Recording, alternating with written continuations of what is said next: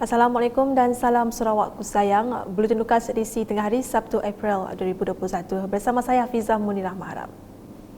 Tumpuan berita, Kerajaan Negeri akan meneruskan skim penempatan semula dan skim pembesaran kampung sebagai usaha membantu menyediakan lot-lot bagi penduduk yang tidak mempunyai tanah dan berpendapatan sederhana. Menurut Timbalan Ketua Menteri Datuk Amar Awang Tengah Ali Hassan, pelaksanaan skim penempatan semula dan skim pembesaran kampung dibiayai sepenuhnya oleh Kerajaan Negeri. Beliau yang juga Menteri Pembangunan Bandar dan Sumber Asli 2 bagaimanapun menjelaskan kerajaan tidak dapat memenuhi permintaan skim secara serentak kerana ia melibatkan kos yang besar. InsyaAllah skim-skim ini, skim penempatan semula dan skim pembesaran kampung ini akan kita laksanakan secara berterusan. Kita tidak boleh memenuhi semua permintaan dalam masa yang sama. Jadi kita rancang. Dan semua ini adalah dibiayai oleh kerajaan negeri. Dan untuk melaksanakannya, ianya juga melibatkan kos yang besar. Dan seperti yang saya katakan tadi, secara purata pembangunan untuk satu lot saja, ianya dianggarkan dalam 100,000. Beliau berkata demikian ketika ditemu ramah semasa majlis penyampaian cek pampasan bagi pengambilan balik tanah dan penyampaian surat kelulusan skim pembesaran kampung SPK Dun Jemoreng bertempat di Dewan Suara Matu pada Rabu. Menjelas lanjut, beliau berkata Ketua Menteri Datuk Petinggi Dr. Abang Abdul Rahman Zuhari Tun Datuk Bang Openg telah mengubah spesifikasi skim dan mahu ia dilengkapi dengan pelbagai infrastruktur asas. Yang amat berhormat Ketua Menteri telah pun mengubah supaya dianya diadakan dengan spesifikasi yang baru. Jadi untuk skim penempatan semula termasuk skim pembesaran kampung yang baru yang dilaksanakan, ianya hendaklah jalan-jalannya ditar, parit dikonkrit dan kawasan itu ditimbok. Selain daripada untuk kita menyediakan bekalan elektrik, bekalan air dan sebagainya. Jadi premium dikurangkan cuma 2,500 across the board, sama ada di bandar atau di luar bandar. Sementara itu, Adun Jemoreng Datuk Mursyid Diraja Dr. Juanda Jaya dalam ucapannya memohon agar pihak kerajaan negeri dapat mempermudahkan polisi pemilikan skim pembesaran kampung di kawasan Jemoreng kerana kampung tradisi semakin hari tidak dapat menampung jumlah penduduk. Beliau turut memohon penambahan projek Perbadanan Pembangunan Perumahan bagi menambah rumah penempatan penduduk. Datuk Amar Awang Tengah seterusnya menyampaikan cek pampasan tanah kepada beberapa penerima seperti tertera.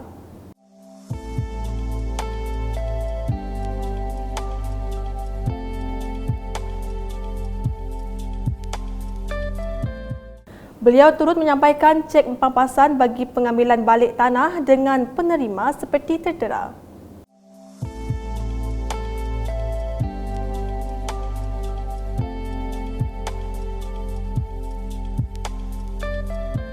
Turut disampaikan surat kelulusan skim pembesaran kampung SPK bagi SPK Jemoreng Fasa 1, SPK Tian Matu dan SPK Ikan Matu. Hadir sama pada program tersebut adalah Menteri Muda Perancangan Bandar, Pentadbiran Tanah dan Alam Sekitar Sarawak merangkap Adun Kuala Rajang, Datuk Len Talif Saleh, Adun Darus Safi'i Ahmad, Ahli Parlimen Igan Ahmad Johnny Zawawi dan Ahli Parlimen Tanjung Manis Insinyur Yusuf Abdul Wahab. Sementara itu, ketika melawat tapak projek pembangunan Bandar Baru Matu, Datuk Amar Awang Tengah menjelaskan pusat komersial itu akan menjadi penggerak kepada ekonomi penduduk setempat. Sehubungan itu, beliau telah meminta agar reka bentuk bandar baru itu diubah bagi memastikan ianya dapat memberi manfaat kepada masyarakat di situ menjalankan perniagaan. Saya telah pun meminta supaya diubah sikit. Dan kalau kita nak buat ianya harus dapat dimanfaatkan oleh masyarakat kita, ya, masyarakat setempat itu terutama sekali ya. Tak guna kita nak buat bangunan-bangunan yang canggih-canggih, yang multi stories, bertingkat-tingkat, tapi keupayaan masyarakat setempat itu tidak sampai ke sana. Lama-kelamaan jadi matlamat kita untuk membantu masyarakat setempat itu, kita bagi keutamaan kepada masyarakat kita, tidak akan kesampaian. Bercakap dalam sidang media, beliau berkata pembangunan di kawasan pesisir sentiasa menjadi agenda utama kerajaan negeri sejak di bawah pentadbiran Tun Pehin Sri Abdul Taib Mahmud. Sebenarnya kita mempunyai perancangan sejak daripada masa Tun dulu lagi untuk membangun kawasan-kawasan ini, terutama sekali di kawasan pesisiran macam ini, dan ianya ada bidang-bidang yang nak kita tumpukan, ya. Tapi syukur alhamdulillah ya, dengan pembangunan infrastruktur yang begitu rancak sekali sekarang ini, dan kemudahan-kemudahan lain seperti bekalan elektrik, bekalan air, dan mungkin juga satu hari nanti kita mau memperlengkapkan lagi bidang telekomunikasi ini. Dalam pada itu, Dato' Dr. Juanda memberitahu bandar baru itu akan merancakkan ekonomi penduduk di Matu apabila ia siap kelak. Dengan wujudnya Matu New Township ini nanti, insya-Allah kegiatan ekonomi penduduk setempat akan lebih rancak lagi, kerana penduduk Matu semakin ramai. Mereka terpaksa jauh pergi sama ada ke Darul ataupun ke Mukah untuk berurusan. Dengan adanya New Township ini nanti, bangunan-bangunan shop load dan sebagainya, jadi banyak kemudahan-kemudahan akan dapat disediakan untuk penduduk di kawasan ini. Sementara itu, Dato' Amar Awang Tengah memberitahu kerja-kerja penembakan tapak masjid baru Kuala Matu telah bermula dan dijangka siap pada Julai depan. Apabila siap kelak, masjid yang mampu memuatkan seramai 1,200 jemaah itu turut dilengkapi dengan balai cerap untuk melihat anak bulan. Reka bentuknya begitu menarik sekali, ya. Balai cerap Baghdad. Balai cerap ini di sini. Ya. Dan kubahnya pun Ya, bendera Sarawak. mengambil kira Warna. yang masyarakat Melanau di sini. Ya, terendah. Terendah. Jadi harap-harap ianya akan dapat siap seperti yang dijadualkan, dan ini adalah merupakan satu lagi kemudahan untuk masyarakat kita di bawah kerajaan GPS yang Amat Berhormat sendiri yang meluluskan peruntukan ini. Peruntukannya lebih kurang dalam 11.3 juta. Beliau turut memaklumkan kerja-kerja pembinaan benteng hakisan pantai Kuala Matu juga akan bermula dalam masa terdekat. Menurutnya, projek menelan kos sebanyak 8.8 juta ringgit itu adalah fasa pertama pembangunan pengindahan pantai Kuala Matu. Jadi fasa pertama untuk pembangunan pengindahan pantai Tanjung Matu ini ialah tertumpu kepada bagaimana kita nak mempertahankan kawasan ini daripada hakisan. Jadi projek yang pertama ialah projek untuk benteng, dan ini telah pun diperuntukkan sebanyak 8.8 juta, dan pihak konsultan tadi menerangkan kepada kita tender sebenarnya sudah siap untuk dibuat tender, ya, selewat-lewatnya dalam bulan April ini. Dalam perkembangan lain di Limbang, Dato' Amar Awang Tengah memberitahu penganjuran juara Carta Bakat Radio oleh Limbang FM memberi ruang kepada penduduk di bahagian itu menampilkan bakat dalam bidang nyanyian. Penganjuran juara Carta Bakat Radio akan memberi kesempatan dan peluang untuk orang-orang kita di bahagian Limbang ini khususnya menampilkan bakat-bakat seni. Ramai juga daripada Limbang ini yang mewakili negeri Sarawak dalam pertandingan bintang RTN yang dianjurkan oleh RTN. Misalnya Saudara Ibrahim Duming, Alim Muhammad. Ini orang-orang tempatan kita yang mewakili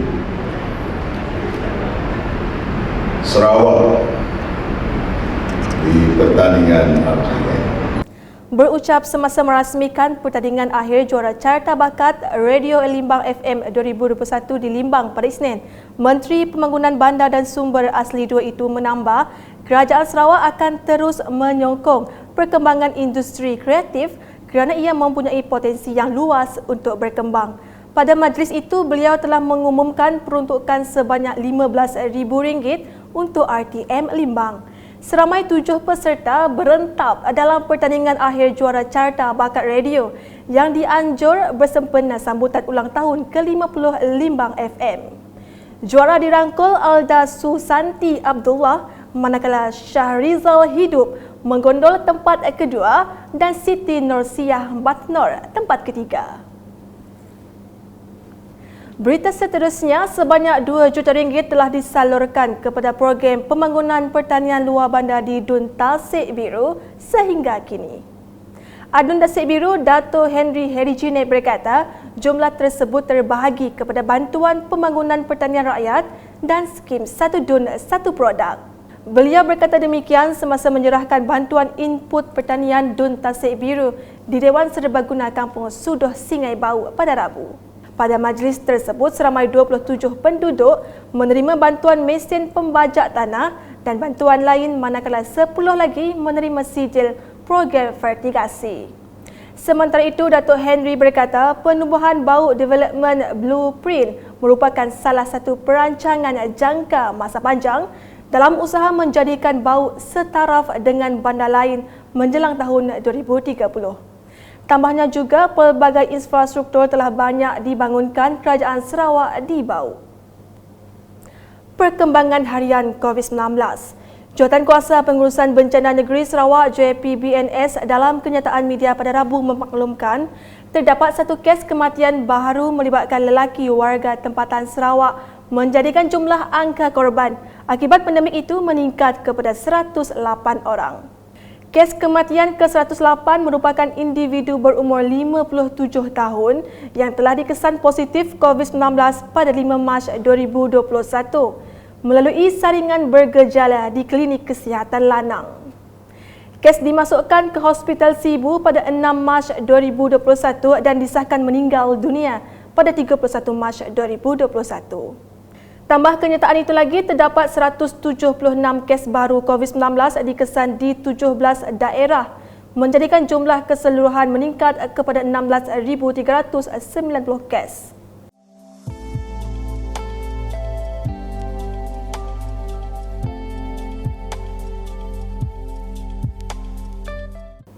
Sehubungan itu, daerah Beluru telah bertukar status kepada jingga setelah merekodkan 28 kes jangkitan tempatan dalam tempoh 14 hari yang lepas. Manakala daerah Song pula kembali kuning setelah mencatatkan hanya 20 kes jangkitan tempatan dalam tempoh 14 hari. 11 daerah kekal berstatus merah dan 8 daerah kekal berstatus hijau.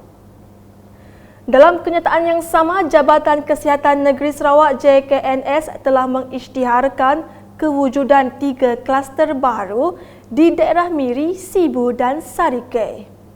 3 kluster tersebut adalah kluster Jalan Kingway, kluster Bulatan Aman Sibu dan kluster Jalan Baji Sarike. Kluster Jalan Kingway adalah kluster di tempat kerja yang telah dikesan melibatkan sebuah premis kerajaan di Jalan Kingsway, Miri. Kluster Bulatan Aman pula kluster di tempat kerja yang telah dikesan melibatkan sebuah kilang di Jalan Apelanang, Sibu. Manakala kluster Jalan Baji, Sarike adalah kluster komuniti yang telah dikesan melibatkan sebuah kawasan perumahan di Jalan Baji Sarike. Sekian edisi Tengah Hari bersama saya Hafizah Munirah dan kru penerbitan. Berita lebih lanjut boleh didapati di semua platform media sosial UKAS termasuk portal ukas.sarawak.gov.my dan pastikan anda subscribe UKAS channel di YouTube. Salam UKAS.